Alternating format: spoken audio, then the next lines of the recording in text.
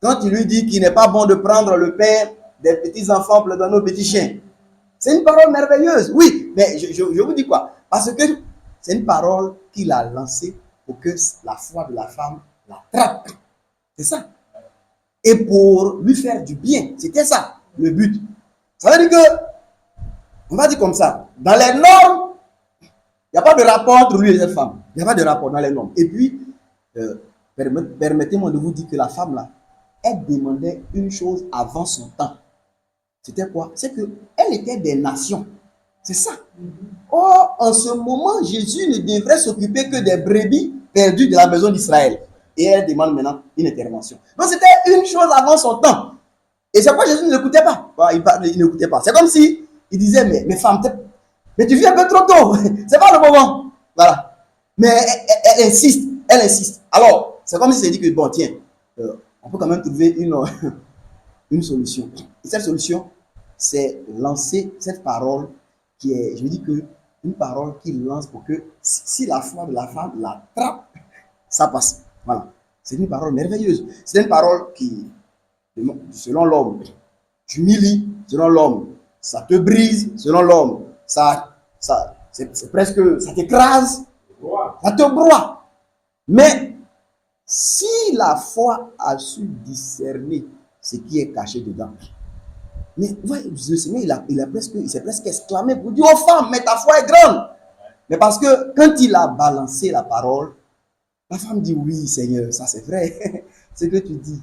Mais les petits chiens, Seigneur.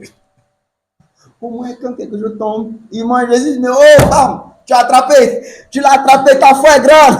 Va, qu'il te soit fait selon ta foi. Voyez. Et ça c'est à la différence du jeune homme riche. Oui, voilà. Et lui est allé dans l'autre sens. Voilà. Parce que lui aussi, il a c'est ça. Pour lui. C'est ça. Mais ça l'a broyé. Plutôt qu'il saisisse c'est ça. la parole que le Seigneur lui avait dit. C'est ça. Va, vends tout ce que tu possèdes. Ouais. Et puis, viens, suis-moi. Bon, lui, il n'a pas su saisir ça. C'est ça. Alors, donc on voit au travers de ça que le Seigneur, il voulait vraiment des disciples. Et on ferait mieux de considérer sérieusement ces paroles-là. Parce qu'aujourd'hui, ça ne coûte pas beaucoup de se réclamer disciple de Jésus. Hein.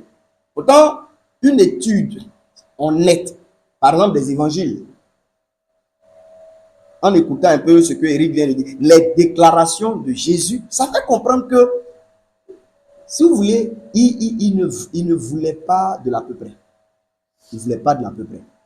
C'est ça l'objectif. Et comme on vient de le dire, même le cas du jeune homme riche que le frère a cité, c'est pas que le Seigneur, il cherche nécessairement, par exemple, à broyer dans le sens spirituel, non. Mais, dans ses paroles, comme il dit ses paroles sont esprit et vie. Voilà. Et ceux qui le suivent, qui sont dans la chair, qui ne voient que les choses selon la chair, ils vont toujours buter. Mais les prophètes avaient déjà dit ça. Il allait être une pierre angulaire. Hein? Ceux qui allaient se confier en lui, ils ne seraient pas ébranlés. Mais tous ceux qui allaient tomber sur lui, ils allaient être ainsi donc écrasés. C'est une manière de dire que si tu ne viens pas avec foi, avec humilité, mais quand tu les rencontres, tu seras brisé. Tu vas être brisé. Voilà. Quand monsieur Jairus, ce chef de synagogue là, ouais, c'est quelqu'un de grand, mais il a fait même beaucoup d'efforts de venir se jeter aux pieds de Jésus, vous voyez, non, pour prier qu'il vienne guérir sa fille. Elle est prête de mourir. Mais n'est-ce pas une manière aussi de broyer quand le Seigneur, il s'en va avec lui, et puis à un moment donné, il s'arrête. Et puis, il s'occupe d'autres choses. Qui m'a touché? Mais j'imagine à ce moment-là, Jairus. Mais, allons, ma fille va mourir. Et le Seigneur est là. Voilà. Qui m'a touché? Les apôtres m'ont dit, mais Seigneur, il y a beaucoup de... Il dit, non, quelqu'un a touché. Mais en ce moment-là, à quoi je veux dire qu'elle est confrontée Jairus? Ah, mes frères, vous voyez souvent les voix de Dieu. À la limite, à un moment donné, il peut te dire, mais tiens, c'est bon, voilà, c'est pas parce que c'est bon, faut prendre ton affaire de guérison, il faut prendre, c'est bon, voilà. On vient te parler d'une fille, on dit elle est prête de mourir. On est en train de partir, c'est là que tu t'arrêtes pour chercher à savoir qui a touché ton habit. Mais tout ça, ce sont les voix de Dieu. Voilà. Et vous voyez ce que je dis là? C'est que quand il va finir de voir qu'il a touché et autres. On vient dire à Jairus, ben, c'est plus la peine, hein. Ta fille, elle est morte. Ça, c'est une parole aussi qu'il a lancée pour Jairus, hein, mais dans cette action. Voilà. Et quand j'imagine que Jairus, il est presque effondré. Bon, est-ce que c'est la colère qui va monter dans son cœur contre ce gars, on t'a appelé depuis, tu sais quoi? Oui, c'est quoi? On t'a appelé depuis là? Oui. Tu sais quoi? Bon, Jairus ne croyait même pas dans une résurrection. Il voulait de la guérison. Il ne croyait même pas que Jésus peut agir en résurrection. Mais il s'est dit qu'au moins, même si elle est près de la mort, mais au moins tu peux venir faire quelque chose. Voilà. On vient de dire qu'elle est morte. Vous voyez souvent comment le Seigneur fait. Ça aussi, ça broie. Et comme on le dit, tu peux t'enflammer un peu, tu peux tomber, serrer son cou même, prouver que c'est lui qui a fait que ta seule fille, ta fille unique est décédée. Vous voyez. Et quand le Seigneur entend ça, il se tourne vers lui. Peut-être que pour mettre un dernier coup, il dit que continue de croire. Ne t'arrête pas de croire. Continue. Ah, Seigneur. On peut dire, mais attends. Continue comment? Oh, il t'a appelé depuis, Seigneur. Et tu peux t'entraîner. Est-ce qu'on ne peut pas partir la femme, on peut voir son cas là après? Mais dans tous les pas de Dieu, il y a une sagesse. Voilà.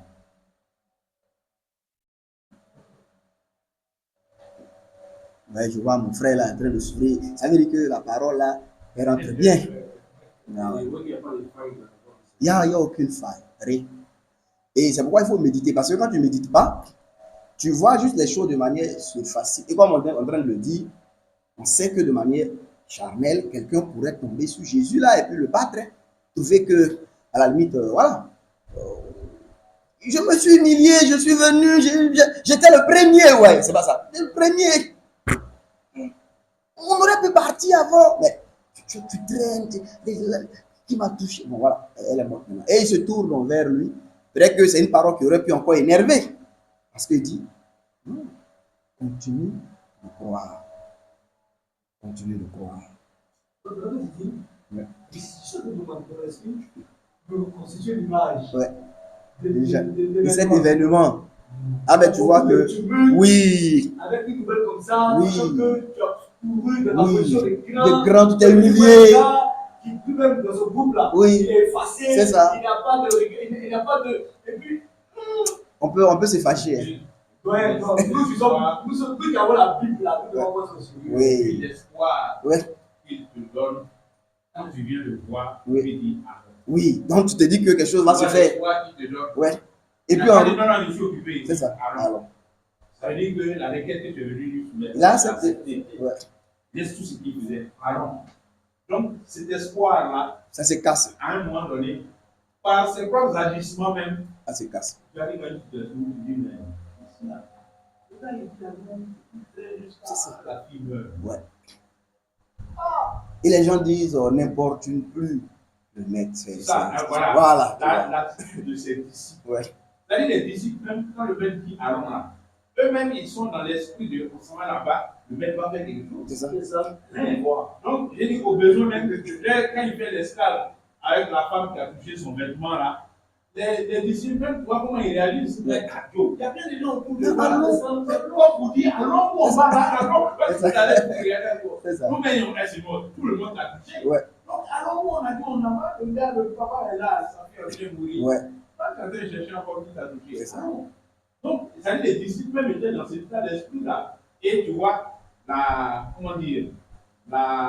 perte de cet espoir-là, que les disciples même partagent, quand ils disent, arrête n'importe qui, le frère même est fini, la fille est morte. Or, c'est là que Jésus va faire monter maintenant son cher, la foi. Il dit, continue de croire, continue de croire, ne t'arrête pas. C'est les choses qui, vous voyez, on a beaucoup de sujets de méditation, hein, parce que c'est tout ça aussi là. Quand un frère, une soeur, dans le lieu secret, c'est assise, à prier, et par exemple à réfléchir, comme on est en train de dire sur ces sujets, à un moment ça te porte à te dire, tiens, est-ce que la foi telle que nous-mêmes souvent on la conçoit, qui ressemble un peu au moyen d'obtenir tout dès que le besoin se présente à nous. Est-ce que c'est vraiment comme cela la chose? Voilà. Est-ce que c'est vraiment comme cela? Et si un jour, le Seigneur aussi, même on va dire comme ça, me donnant même un certain espoir que moi je saisis de manière humaine, parce que c'est l'espoir saisi humainement. Et puis, en route, la chose se casse. Vous voyez, ça là, nous on peut régner la foi, hein, on peut pas abandonner la foi. Voilà. Et le cas qu'on a fait de la femme syro-phénicienne, je ne suis pas sûr que si nous, on n'a pas cette foi-là, peut-être c'est palable. C'est une femme, comme c'est une femme, bon, elle est devant des hommes, sinon, c'est palable qui va sortir. On te demande de venir guérir quelqu'un, et puis tu dis que c'est pas bon de prendre le pain des enfants pour le donner aux petits chiens. Qui est petit chien là? C'est de moi que tu parles. Non, non, c'est pas parce que je t'ai demandé quelque chose que tu vas me parler comme ça. Ouais, souvent, voilà comment nous on réagit. Mais les païens, les nations, ceux qui n'étaient pas d'Israël, c'était considéré comme des chiens. Voilà. Ça veut dire que des gens impurs. Voilà. Spirituellement parlant, c'est pas dans un sens d'injure. Mais on peut dire c'est faux. Mais comme on vit, n'est-ce pas comme des chiens? Dans le désordre, l'immoralité.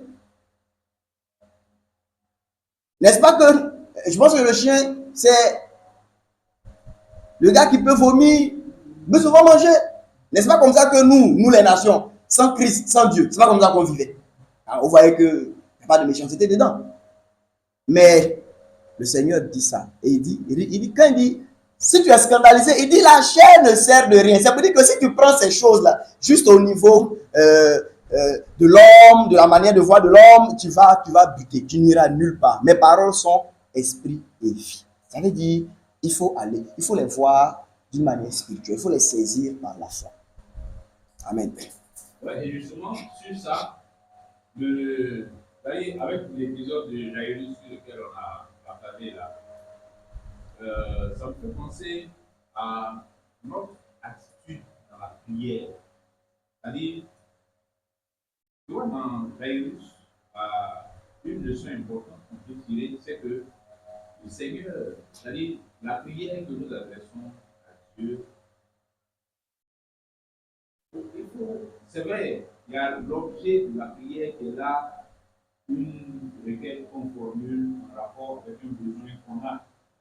Mais je pense que la leçon, c'est que la prière, dans sa forme la plus parfaite, c'est la prière qui vise non pas notre satisfaction, mais la gloire de Dieu. Amen. Que dans la gloire de Dieu, là se trouve notre satisfaction. Et notre satisfaction n'a qu'à s'inscrire dans ce qui va glorifier Dieu, plutôt que on se limite à la satisfaction de notre besoin, à notre besoin. Et puis c'est tout. Dans Jairus, Ouais. Jairus, pour finir, Jésus l'a exaucé. Jésus l'a exaucé, mais d'une manière qu'il a glorifié. Pas comme le Père voulait. Le Père lui voulait juste que sa fille ne meure pas. Mais Jésus, lui, voulait que Dieu soit glorifié par ce que le Père lui a demandé d'aller faire là. Donc, les deux, comme vous dites que les deux n'étaient pas sur la même longueur d'onde. Le Père lui voulait allons pour pas que ma fille meure. Jésus lui voulait allons pour que le Dieu Père soit glorifié par ce que je m'en vais faire. Amen. Donc, que le Père soit glorifié, on aille au-delà même de ce que toi tu as demandé là. Ouais. Quand tu veux éviter qu'elle meure, moi je veux qu'elle meure parce que c'est ça qui va glorifier le Père. Donc, une manière de dire que par moment, nous pouvons demander des choses à Dieu et puis on va dire ça humainement que ouais. Ça se gâte même c'est ça, dans nos mains, c'est ça. Il faut dire. Au moment où on est en train de prier là. Fortifier, faut écouter, hein. Au moment où on est en train de prier là. C'est-à-dire l'affaire était déjà en train de se gâter. Hein. Mais au moment où on a commencé à prier, plus on prie, plus ça se gâte. Ouais. Plus on prie pour ça, plus ça se gâte encore. La situation devient pire. Mais en réalité, si on discerne, on peut comprendre dans certaines situations que ce n'est pas après les Jairus là qui est là. Est-ce que ce n'est pas pour laisser l'affaire se gâter d'une manière qui va profiter davantage Dieu? Voilà. Mais ça ne veut pas dire qu'il faut baisser les bras, parce qu'il a dit à Jairus, continue de croire. Continue de croire. continue de croire. Amen. Amen. Élie, sois fortifié, hein, la sœur. C'est ce que le frère dit, c'est intéressant. Et j'avoue que c'est vrai, moi-même qui explique ces choses, je dis chaque fois que c'est plus facile à expliquer qu'à vivre. Ouais. Voilà. Mais c'est effectivement comme ça que Dieu fait les choses. Voilà. Ça veut dire que Dieu, comme tout à l'heure tu le disais, chaque pas qu'il pose, il ne veut pas seulement se présenter à nous comme un donateur, mais il se présente comme un père. Et je dis un père dans le sens où il donne, mais il éduque. Il donne, mais il enseigne.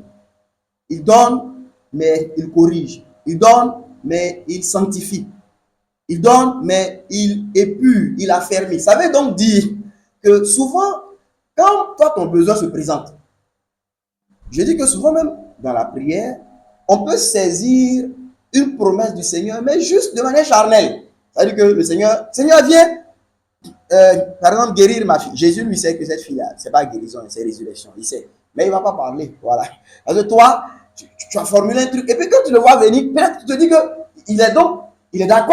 Voilà. Mais en fait, tu ne l'as pas saisi même spirituellement parlant, hein, comme on l'a dit. Ça veut dire que tu as juste saisi ses pas, mais d'une manière charnelle. Voilà. Et quand tu es dans la chair, le Seigneur ne va pas te rencontrer là. Il va plutôt laisser ce qui va venir te rencontrer pour te faire quitter cet aspect, par exemple, de la chair pour rentrer dans l'esprit.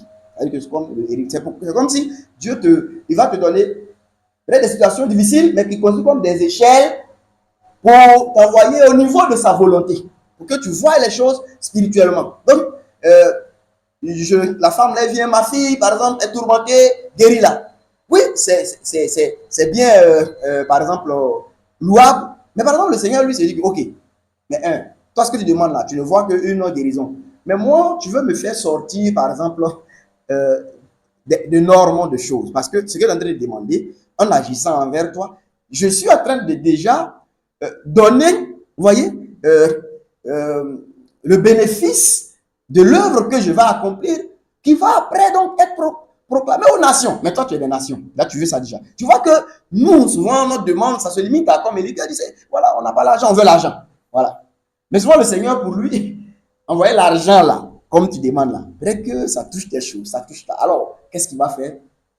Il va te donner des escaliers. Des escaliers, voilà. Et ces escaliers, souvent, c'est des choses douloureuses. Parce que souvent, généralement aussi, c'est dans ces épreuves là-haut, dans la souffrance, qu'on apprend l'obéissance. Souvent, c'est des situations un peu déchirantes. Voilà. Mais ces escaliers-là, ça va t'aider à pouvoir, par exemple, si tu les suis humblement, ça va te porter à, je dis comme ça, te mettre au niveau de la volonté de Dieu. Alors, tu vas expérimenter un peu mieux la chose. Le dernier exemple que je prends dans ce sujet, c'est le cas de Lazare. Vous voyez, Lazare, quand il est malade, et l'Écriture dit que Jésus aimait Lazare. Il aimait Marthe. En tout cas, c'était une famille que le Seigneur appréciait beaucoup. C'était un endroit où il trouvait beaucoup de repos, contrairement aux endroits des bavardages. Mais, quand on vient lui dire, Lazare, ton ami, est malade. Quand il apprend ça, voilà ce que tout à l'heure, on attend encore une guérison. Et lui, il reste, il travaille quelques temps encore. Et puis, après, il dit aux disciples, bon, alors, voilà, on va aller réveiller donc Lazare, il dort. Donc, le disciple dit, ah, s'il dort, il va se réveiller. Il dit, non, Lazare est mort, en fait. Voilà. Donc, allons. Maintenant, quand il arrive, on voit que ses sœurs, Marie, Marthe, par exemple, elles ont des paroles du type, si tu avais été là, je ne serais pas mort. D'accord? C'est qu'elle croit là, c'est déjà pas mal. Mais on peut voir encore qu'il y avait certaines choses que le Seigneur voulait corriger. Par exemple, Marthe est croyant à la résurrection des morts. Mais le Seigneur voulait, dans la résurrection de Lazare, se révéler lui comme la résurrection. Non pas comme un événement qu'il faut attendre plus tard, bien que ce n'est pas faux. Mais il voulait dire à Marthe que non, la résurrection que tu attends au dernier jour là, c'est lui qui est là. C'est moi-même la résurrection. Mais est-ce que nous voyons que s'il était venu et qu'il guérissait Lazare, c'était merveilleux. Oui, elle pouvait voir vraiment peut-être comme un prophète puissant. Voilà. Mais de là, par exemple, le saisir comme la résurrection lui-même et la vie, peut-être que ce serait une chose encore dans laquelle elle allait traîner. C'est pourquoi je dis que Dieu, dans ses agissements, dans ses exaucements, il ne se préoccupe pas juste de ce qu'on avait besoin, il donne, et puis il est parti. Non. Il y a un enseignement, il y a une éducation, il y a une épuration, il y a une sanctification. Donc, chaque fois qu'on obtient un exaucement, c'est vrai, c'est une chose dont on avait besoin, qui nous arrive, mais elle ne vient pas seule. Elle vient toujours avec, je vais dire comme ça, une sanctification, une progression vers le Christ, un perfectionnement dans notre propre foi. Voilà, c'est comme ça que Dieu voit le jeu. Oui, ma soeur. Tu vas pas nécessairement ça, il veut que je te le dise. Je veux dire que ce qu'on est en train d'expliquer là, moi je dis que c'est plus facile à expliquer qu'à vivre. Parce que pendant que tu es en train de le vivre, par exemple, tout ce dont on parle là, il n'y a aucun qui savait que c'était à cause de ça que Jésus dit. Quand il dit à la femme, il n'est pas bon de prendre le pain, c'est la part, il s'arrête là, il ne va pas dire non, en fait, je veux derrière voir. Non, il dit rien. Et séance tenante, ça peut effectivement être rébutant. Ça peut, mais je vais dire quoi? C'est tout ça qu'on appelle aussi calmer la dépense. C'est peut-être une connaissance intérieure, une connaissance, on va dire comme ça,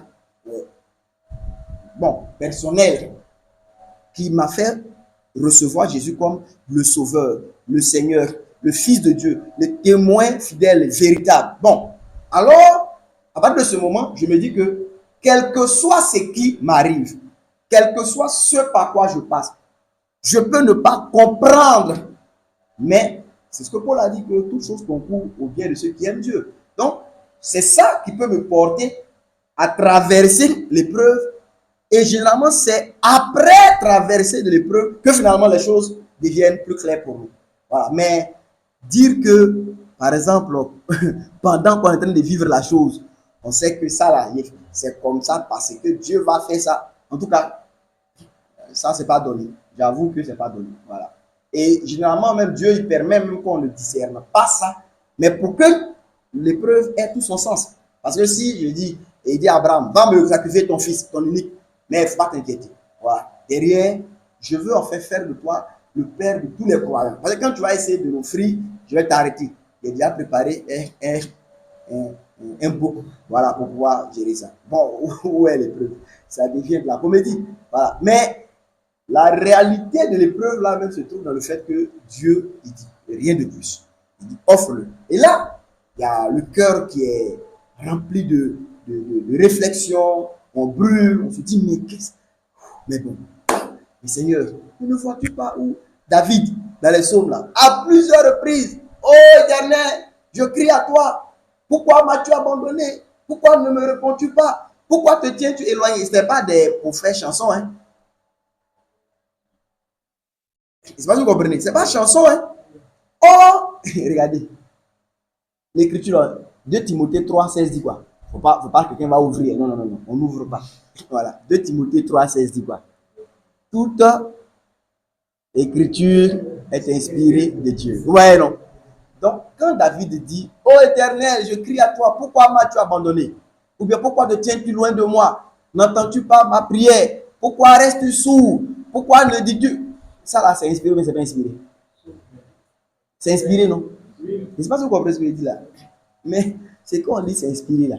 Lui, il vivait ça comme un abandon de Dieu. C'est-à-dire qu'au moment où il disait à Dieu, oh, mais tu es où, Seigneur? Tu m'as laissé, je suis seul, je souffre.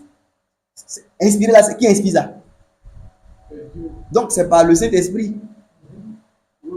Mais je veux dire que c'est nous on dit que c'est par le Saint-Esprit. Lui, il vivait ça comme un abandon de Dieu. Mais c'est ça qu'il chantait. C'est ça qu'il prie, Seigneur, mais où es-tu? Je te cherche. Les ennemis m'environnent. Je crie, tu ne me réponds pas. Je suis dans la détresse. Nous, on dit que c'est une écriture inspirée qui est utile pour enseigner. Mais David, c'était pas qu'il disait non. Il sait que c'est vrai que ça ressemble à abandon, mais c'est écriture inspirée. Non, il vivait ça comme abandon de Dieu. Mais c'est ça qui donne toute la valeur à cette chose-là. Parce que s'il vivait ça comme, non, Dieu, non, en fait, je fais ça, mais c'est pour enseigner les générations, c'est pas vraiment de l'abandon. Mais il donne l'impression qu'il est abandonné. Voilà. Oh. Non. Voilà. Ouais, non. Donc, je veux dire que dans l'épreuve, là, c'est pas sûr que tu vas avoir ça. Ce que tu nous as partagé des disciples avec Jésus traversant la mer de Galilée, séance tenante là. En tout cas, les disciples là, eux-mêmes pensaient que Jésus même peut se noyer. Hein. Alors que on sait que c'est pas possible. Mais quand on est assis ici dans la maison, on dit ça. Il faut être sur une mer pendant que le bateau va comme ça, et que l'eau vous mouille. Il faut dire non. Jésus est avec nous. Rien n'arrivera. Moi, je dis que c'est plus facile à expliquer qu'à vivre. Et vous allez voir que dans cet épisode, c'est Jésus même qui leur dit passons à l'autre bord.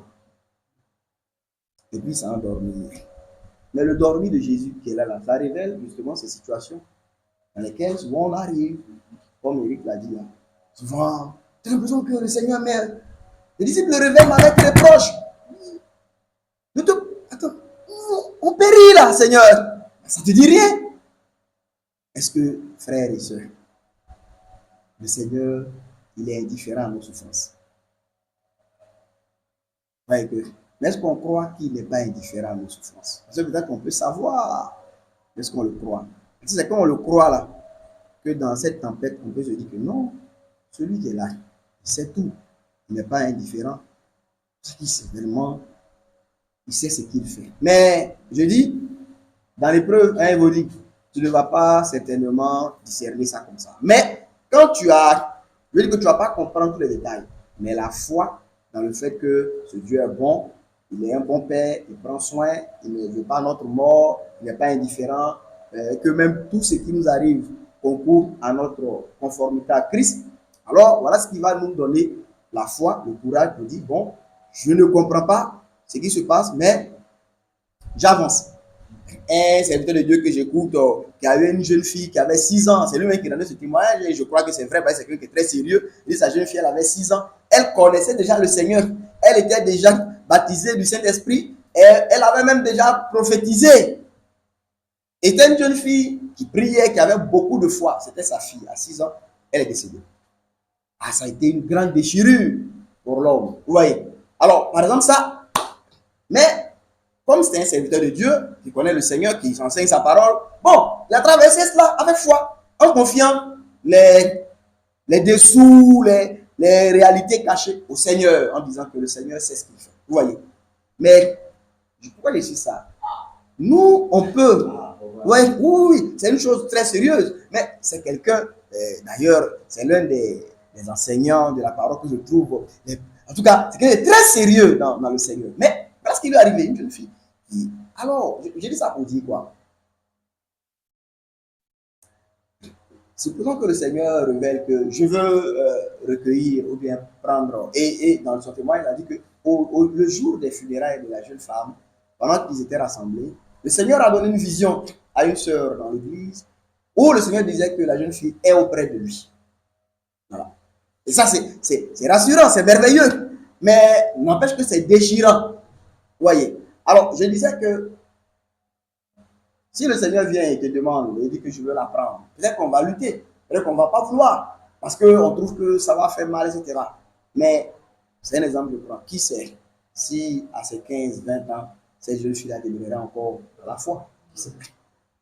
Et par exemple, le Seigneur pourrait dire, bon, ok, je te la laisse. Et elle a 15 ans, 16 ans, mais voilà ce que tu commences à voir. Tu te rends compte que elle abandonne cette foi-là. Elle tombe dans. Et là, tu es dans beaucoup de choses.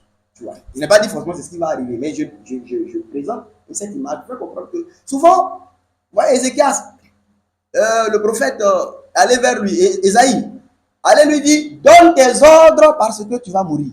Donne tes ordres à ta maison, arrange les choses, tu vas mourir. Ézéchias, il a pleuré, il a prié, il a supplié pour que Dieu puisse lui donner un prolongement de vie. Et le Seigneur lui a donné 15 ans. Et j'ai dit chaque fois que c'est dans ces 15 ans-là qu'il a mis au monde Manassé. Or, Manassé, il a été, je ne sais pas si je vais dire, le pire roi que Juda a connu. C'est vrai que vers la fin de sa vie, il s'est repenti. Mais tellement il avait été abominable, même après sa repentance, Dieu l'a reçu en grâce. Mais Dieu dit, à cause des choses qui ont été faites sous sa conduite là, Judas va être jugé. Alors, est-ce que ce n'était pas peut-être pour éviter la venue de Manassé que le Seigneur avait voulu à un moment donné recueillir Isaïe et Ézéchias? Peut-être. Peut-être. Ouais, non, peut-être. Donc, oui, peut-être que le Seigneur, il voit, et puis il dit que bon, il reste 3 ans, ce gars-là va finir. Donc, mon serviteur, tu as marché droit, viens. Il dit non, Seigneur, maintenant, oh, Seigneur, il a été fidèle. Il dit ok, on prend 15 ans. Dans les 15 ans, on remercie le Seigneur, tout. Et puis, on en frappe aussi Manassé. Voilà.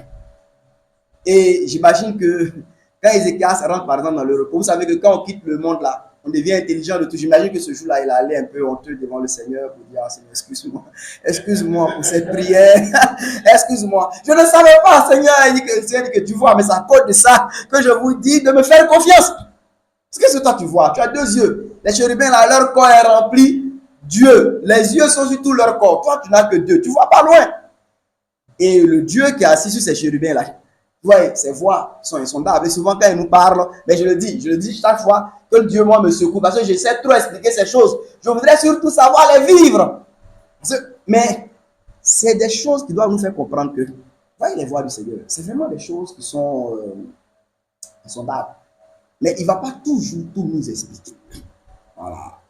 Et Paul, il dit que il s'est retrouvé avec, comme il a dit, un ange de Satan qui le souffletait, ça le dérangeait, ça l'indisposait. Et il voyait l'apôtre, cet homme merveilleux. Il a prié. À un moment donné, le Seigneur lui a dit non, laisse. Que même dans ce que tu vois comme dérangement là, c'est une sécurité, une protection pour toi-même.